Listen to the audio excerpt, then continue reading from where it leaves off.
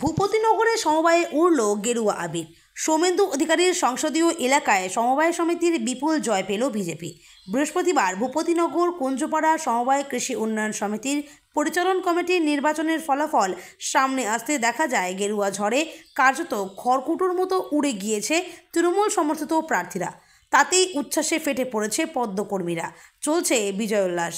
BJP কর্মীদের সাফ কথা, সমবায় সমিতির উন্নয়ন চাইছে মানুষ, সে কারণেই বিজেপিকে জিতিয়েছে। পরিবর্তন চেয়েছিলেন ভোটাররা, তারই প্রতিফলন দেখা যাচ্ছে। যদিও এই জয় নিয়ে শাসক দলের অনুগামীদের এখনও পর্যন্ত কোনো প্রতিক্রিয়া পাওয়া যায়নি। এদিকে আগে এই বোর্ড তৃণমূলেরই দখলে ছিল। বিজেপির দাবি অবস্থা যে ভালো নয় তা অনেক আগে থেকেই বুঝতে পারছিল শাসক দল, সে কারণেই কিছুতেই ভোটে যাচ্ছিল না। শেষ পর্যন্ত ভোট হলে যে বিপুল ভোটে জয় নিশ্চিত, সে ব্যাপারে নিশ্চিত ছিলেন পদ্মকর্মীরা।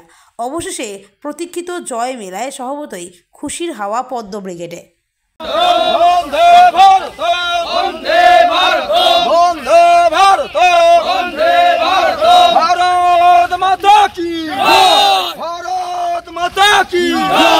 কুঞ্জপাড়া সমবায় সমিতির বিপুল ভোটার জিতল কে? কুঞ্জপাড়া সমবায় সমিতির ভোটার জিতল কে? তো হার হারলো কে? তো হার হারলো কে? তৃণমূল হটাও!